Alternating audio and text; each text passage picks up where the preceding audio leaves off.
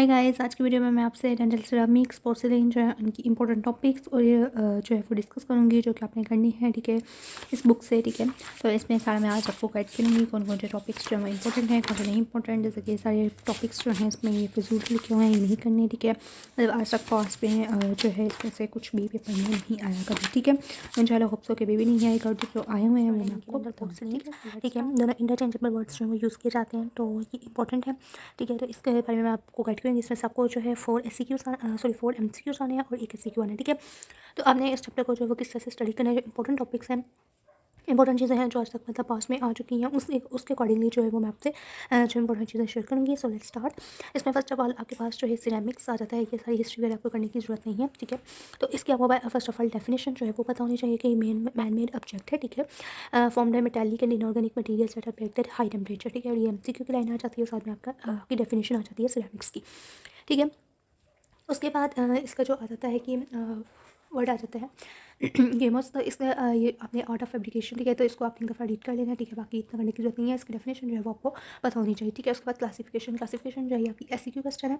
ठीक है, तो इसकी क्लासिफिकेशन आपको पता होनी चाहिए कि डिपेंड करता है 10 क्लासिफिकेशन। आपको 10 नहीं भी याद रहती तो एटलीस्ट 5 to 6 आपको याद रहनी चाहिए। ठीक है, वैसे आप 10 भी याद करें तो इट्स गुड। ठीक है, तो आपने इसकी ये सारी क्लासिफिकेशन याद करनी है। ठीक है, उसके बाद आगे से इसकी क्लासिफिकेशन जो है इसकी डिटेल आ जाती है।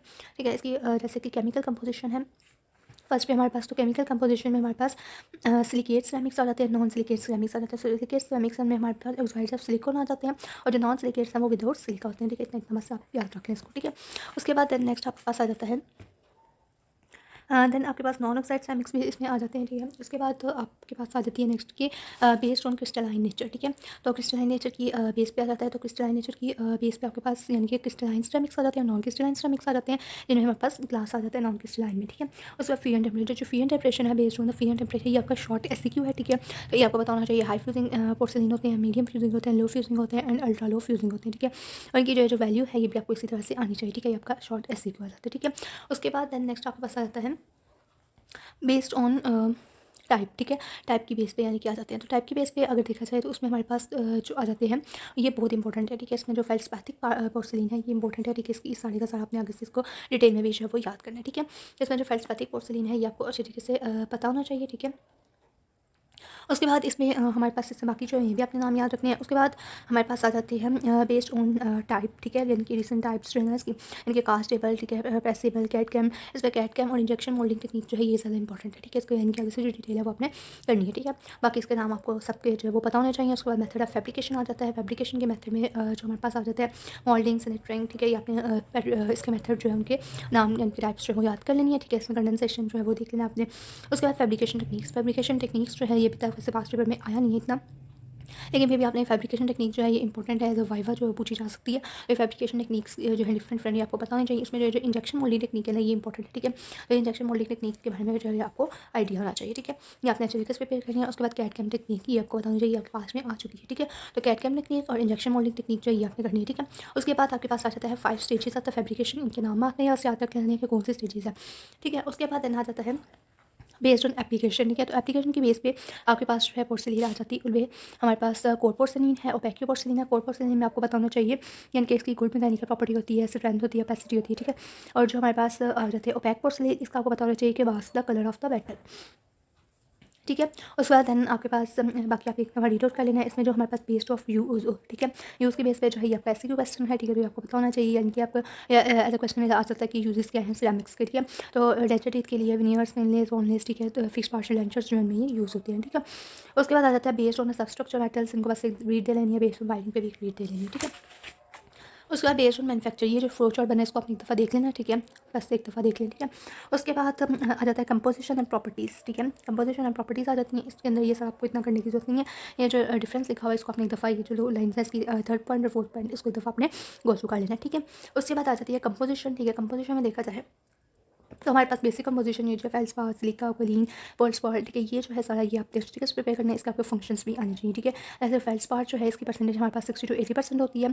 ठीक है, और ये ग्लास फॉर्मर होता है। ठीक है, और ये आपको पता होना चाहिए इसका। ठीक है, उसके बाद इसकी आपको एक तो यूजेस पता होने चाहिए। ठीक है, यहाँ पे जो लिखे हैं यहाँ से आपने पढ़ लेना है। ठीक है, ऐसा सिलिका आता है, सिलिका आपका फिलर के तौर पर एक्ट करता है, कोलिन बाइंडर के तौर पर एक्ट करता है।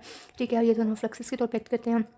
ठीक है। और कलरिंग एजेंट जैसा मेटालिक पिगमेंट्स आ जाते हैं, इनकी वैल्यूज, इनके एक एक दो फंक्शन रहेंगे वो आपने याद कर लेने हैं। ठीक है। उसके बाद नेक्स्ट आ जाता है, ठीक है, उसके बाद आपके पास क्वार्ट्स आ जाते हैं। जैसे कि क्वार्ट्स में आपके क्या है, सिलिका, जो कि स्ट्रेंथ प्रोवाइड करते हैं। ठीक है, हार्डनेस टू द पोर्सिलिन। ठीक है। और इस तरह से आपने एक दो पॉइंट इसका याद रख लेना है। कुछ एक्स्ट्रा पॉइंट्स मैंने जेपी से लिखे हुए हैं। ठीक है, जो जेपी यूज़ कर रहे हैं वो वहाँ से इसको कर सकते हैं। ठीक है, वहाँ पे अच्छा लिखा हुआ है, तो वो इसकी कंपोजिशन जो है वो वहाँ से कर लें। ठीक है, और क्लासिफिकेशन भी वहाँ से कर लें। उसके बाद केवलिन आ जाता है। इसके भी आपने इस तरह से 2-3 पॉइंट्स जो है वो याद कर लेने कि वाइट क्ले लाइक मटीरियल है। ठीक है, पेस्टिव तो मटीरियल देता है। ठीक है, और एक्ट करता है एज बाइनरी, आपको चीज़ पता होनी चाहिए। ठीक है। उसके बाद बॉडी एक्सरसाइज, ग्लास मॉडिफायर्स में आपको पता होना चाहिए कि कौन कौन से ग्लास मॉडिफायर्स जो हैं वो आ जाते हैं। ठीक है, जैसे कि सोडियम है, पोटाशियम है, कैल्शियम है, ये ग्लास मॉडिफायर्स के तौर पे जो वो एक्ट कर रहे होते हैं। ठीक है। उसके बाद आपको इसका जो नेक्स्ट आना चाहिए वाटर का आपने इसको वापस देख लें, इंपॉर्टेंट नहीं है। उसका कलर पिगमेंट्स, ठीक है, जो कलर पिगमेंट्स है ये इंपॉर्टेंट है। इसमें आपको ये जो है ना कलर पिगमेंट्स के यूज़ होते हैं एज येलोइश ब्राउन। ठीक है, titanium oxide blue, copper salts green, chromium oxide brown जो है, आयरन ऑक्साइड, ठीक है, और लेवेंडर जो है मैग्नीशियम ऑक्साइड में यूज़ होती है। कलर पिगमेंट्स आपको एमसीक्यू के लिए जो है एटलीस्ट पता होने चाहिए। ठीक है। और ओपेसिफाइंग एजेंट्स में आपके पास कौन सा आ जाते हैं, तो इसमें आपके पास मेटल ऑक्साइड्स आ जाते हैं। ठीक है। ठीक है, मेटल ऑक्साइड में जैसे कि आपके पास ऑक्साइड्स है, टाइटेनियम ऑक्साइड है, जिरकोनियम ऑक्साइड वगैरह आ जाते हैं। ठीक है। उसके बाद आपके पास आ जाते हैं स्टेन्स जो हैं वो कलर मॉडिफाई की कंसनट्रेटेड जो है वो ज़्यादा कंसनट्रेटेड होते हैं। ठीक है, as compared to the colour modifiers. ठीक है, तो ये भी आपने एक दफ़ा इसको रीड आउट कर लेना है। ठीक है। उसके बाद the stains is use as a surface colourants. ठीक है, तो इसको आपने एक दफ़ा देख लेना है। बाकी इतना इंपॉर्टेंट नहीं है। इसमें जो ग्लेसेस आ जाते हैं ये इंपॉर्टेंट है। ठीक है, तो ग्लेसेस आपको इसकी डेफिनेशन पता होनी चाहिए। ठीक है, इसके फंक्शन आपको पता होने चाहिए। ठीक है, फंक्शन में एक दो फंक्शन आपने याद कर लेने की इंप्रूव करता है सरफेस ड्यूरेबिलिटी को, प्रॉपर्टीज़ को। ठीक है, use of glaze seals the pores on the surface. ठीक है, और glaze porcelains retains less plaque and is easier to maintain. ठीक है, ये 3 पॉइंट्स आपने इसके याद रख लेने हैं। उसके बाद आगे जाते हैं इसकी 2 टाइप्स आ जाते हैं, self glazing and add over glazing. ठीक है, तो सेल्फ ग्लेजिंग का प्रोसीजर आपको ये वाला जो लिखा हुआ है यहाँ पे, ठीक है, यही आपको जो है वो पता होना चाहिए। ठीक है, ये आपने कर लेना अच्छे तरीके से। उसके बाद नेक्स्ट वाला जो है आपके पास आ जाता है ओवर ग्लेजिंग। ठीक है, तो ये ओवर ग्लेजिंग भी आपने यहाँ से अच्छे तरीके से इसको प्रिपेयर कर लेना है। ठीक है।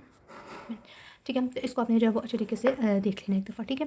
उसके बाद देन नेक्स्ट आपके पास आ जाता है प्रॉपर्टीज़ ऑफ द सिरेमिक्स। ठीक है, सिरेमिक की प्रॉपर्टीज़ में जैसे बायोकम्पैटिबिलिटी है, तो इसमें आपने याद रखना है कि हाईली कंपैटिबल होता है विद ओरल टिश्यू। ठीक है, एस्थेटिक में देखने तो क्लोजली रिमेल करते टू द टूथ कलर। ठीक है, एब्रेशन रेजिस्टेंस यानी कि हाई एब्रेशन रेजिस्टेंस होती है इसकी। उसके बाद केमिकल प्रॉपर्टीज़ आ जाती हैं। केमिकल प्रॉपर्टीज़ देखें तो एक्सट्रीमली रेजिस्टेंस टू केमिकल्स होते हैं। ठीक है। उसके बाद हमारे पास थर्मल प्रॉपर्टीज़ आ जाती हैं। थर्मल प्रॉपर्टीज़ में आपने बताना है कि इसकी जो वो लो थर्मल कंडक्टिविटी होती है। लीनियर श्रिंकेज आपने बतानी है। लीनियर श्रिंकेज आप बताएं तो बस इतना आपने लिख देना। ठीक है, वॉल्यूमेट्रिक श्रिंकेज होती है, उसमें लीनियर श्रिंकेज होती है, ये बेशक आप लिख सकते हैं। ठीक है। उसके बाद नेक्स्ट आपके पास आ जाता है कि फिजिकल प्रॉपर्टीज़ आ जाती हैं। फिजिकल प्रॉपर्टीज़ में आपने बता देना कि नॉन क्रिस्टलाइन सॉलिड्स होते हैं। ठीक है, depend not only in the composition but also in the thermal history. ठीक है, यानी कि सिरेमिक्स जो ब्रिटल मटेरियल है, lacks tensile strength, non crystalline solids. ठीक है, low fracture toughness, so techniques have been used to strengthen. इतना करने की जरूरत नहीं है, बस ये याद रख ले 3 पॉइंट्स। ठीक है, मैकेनिकल प्रॉपर्टीज़ में आपने बता देना कि इसकी हाई कंप्रेसिव स्ट्रेंथ होती है और लो टेंसाइल स्ट्रेंथ होती है। ठीक है, ये एमसीक्यू में पूछा जाता है और एससीक्यू में भी आपकी कवर आ जाती है। उसके बाद मेथड ऑफ स्ट्रेंथनिंग, ये जो है आपका एससीक्यू क्वेश्चन है। ठीक है, तो ये आपने अच्छे तरीके से प्रिपेयर करना है। ठीक है, इसको सारे को आपने देख लेना है। ठीक है, इसके डिसएडवांटेजेस ऑफ सिरेमिक्स भी इसमें आपके कवर हो जाते हैं। ठीक है, और साथ में ये भी आ जाते हैं सेवरल मेथड्स। जैसे आई थिंक ये 3 मेथड लिखे हुए हैं, ये आपको बताना चाहिए। और डिसएडवांटेजेस ऑफ द सिरेमिक की ब्रिटलनेस होती है, टेंसाइल स्ट्रेंथ इसकी कम होती है, लो फ्रैक्चर स्ट्रेंथ टफनेस है।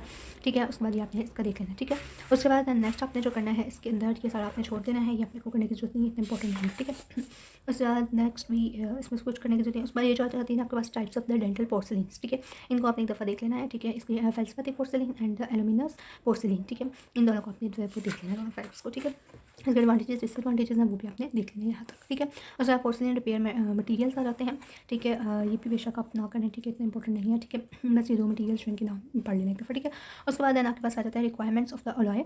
ठीक है, to be use for the metal ceramics. ठीक है, तो ये जो इसकी रिक्वायरमेंट्स लिखी हुई हैं,